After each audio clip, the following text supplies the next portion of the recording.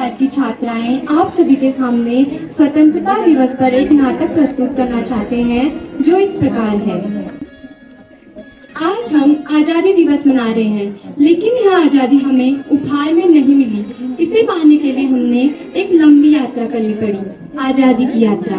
इस यात्रा में हजारों लाखों लोगों की जान की कुर्बानी चली गई। 1919 जलियांवाला बाग हत्याकांड।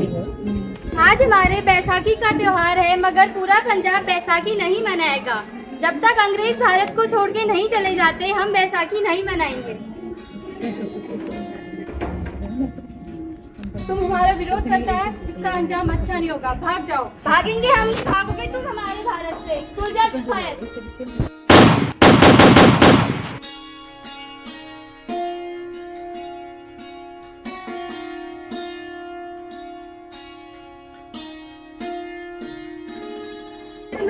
जमीन हमारी, ये धरती हमारी, ये खेत हमारे।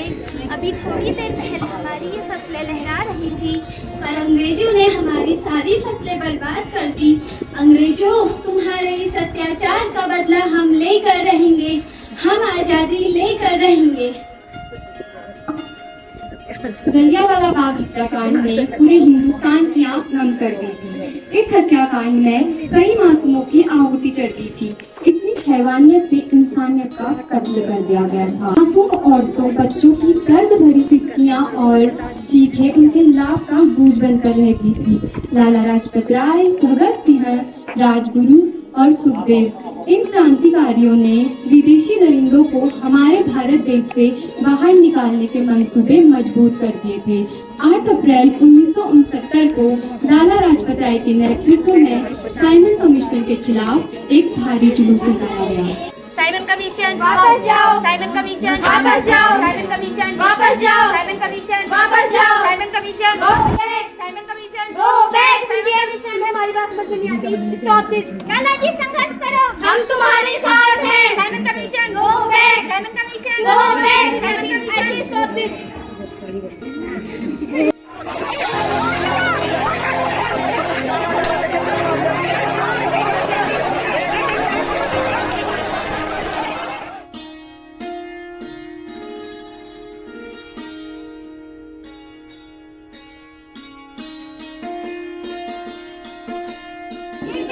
लाला जी के सर पे तो बहुत गहरी चोट आई है। मेरे शरीर में लगी एक एक लाठी अंग्रेजी सरकार के कफन का कील बनेगी।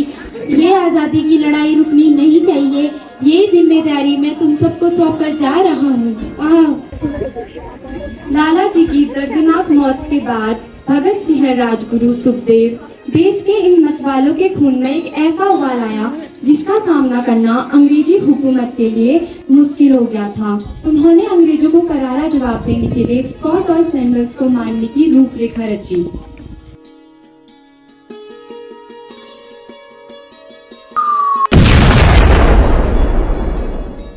लाला जी की दर्दनाक मौत के बाद चारों तरफ तहलका मच गया था। दीवारों पर लिखा था कि लाला जी की मौत का बदला ले लिया गया है। 8 अप्रैल 1929 को दिल्ली में ब्रिटिश सरकार की एक सेंट्रल लेजिस्लेटिव असेंबली की बैठक हुई, जहां 2 बम धमाकों की आवाज सुनाई दी। इस घटना को अंजाम देने वाले भगत सिंह, राजगुरु और सुखदेव, देश के मतवालों ने अपने आप को अंग्रेजों के हवाले कर दिया।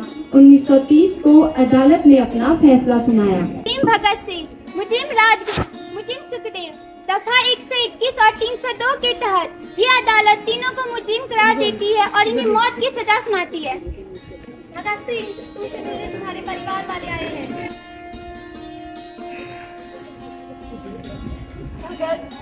पुत्र, मेरी हालत ना, मैं चंगा हूँ माँ, फिक्र करने की कोई गलती। पुत्र, मेरा दिल तेरी तरह पत्थर दिल नहीं है। माँ, मेरा दिल कोई पत्थर का नहीं है, बल्कि एक वतन परस्त का दिल है जो मेरे देश प्रेम के जज्बे को ताकत देता है। पुत्र, तेरी ये गल्ला सुन के मेरा कलेजा फटता जा रहा है।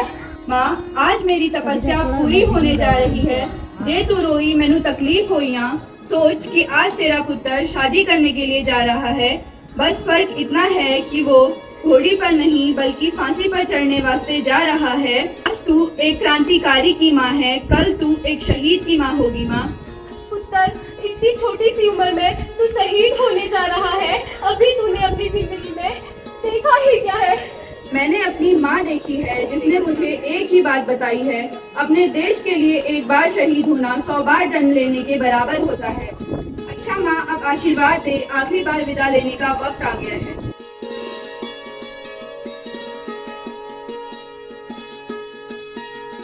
तुम्हारी कोई आखिरी इच्छा?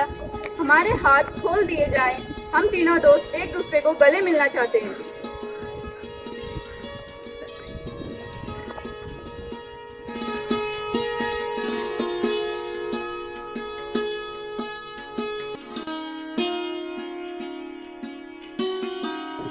फरवरी की तमन्ना अब हमारे दिल में है, देखना है जोर कितना बाजुए का दिल में है।